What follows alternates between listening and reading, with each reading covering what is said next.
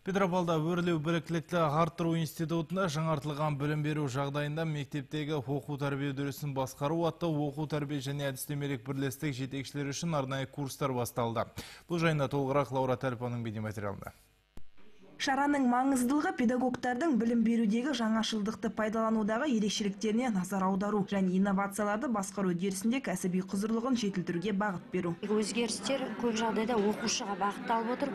Оқушының сыни ойлауын дамыту. Мысалы, қазақ тілі бойынша айтып кететін болсам, қазақ тілінде айтылым, тыңдалым, оқылым, жазылым дағдылары бойынша оқушы білім алады, өзінің білімін жетілдіреді. Оқушының сыни ойлауын дамыту, шығармашылық тұрғыда жұмыс істей алуын, өмірдегі проблемаларды өздігінен шеше алуға тәрбиелеу, қалыптастыру болып отыр. Курсқа қатысушылар Петропавлдағы Назарбаев зияткерлік мектебіне экскурсия жасады. Оның аясында ұстаздар оқу-тәрбие жұмыстарымен танысып, өзара тәжірибе алмасуға мүмкіндік алды. Саяхат Петропавл қаласының нөмір 16 мектебінде жалғасын тапты. Биылғы оқу жылынан бастап бұл білім ошағы Қазақстанның республикалық пилоттық жобасына енген болатын. Ұйымдастырушылардың айтуынша, осы сынды курстар педагогтардың оқу-тәрбие үрдісін жүйелі, мазмұнды етуге көмектеседі. Үлкен мәселе болып отырған ұлттық бірыңғай тестілеу туралы Примбетова Гүлжан Серікбайқызы біздің мұғалімдерге ұлттық бірыңғай тестілеу туралы ең маңызды ақпараттармен таныстырды. Мектептерге барғаннан кейін осы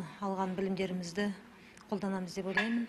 Курс қорытындысы тыңдаушылар оқу-тәрбие үдерісін құруда кәсіби біліктілігін, икемділігін, құзыреттілігін жетілдіреді. Сонымен қатар білім беру мазмұнын жаңарту жағдайында оқу-тәрбие үдерісін жобалауды, әдіс тәсілдерді қолдана алу дағдыларын дамытады. Лаура Тәліпова, Юрий Скаков, ақпарат.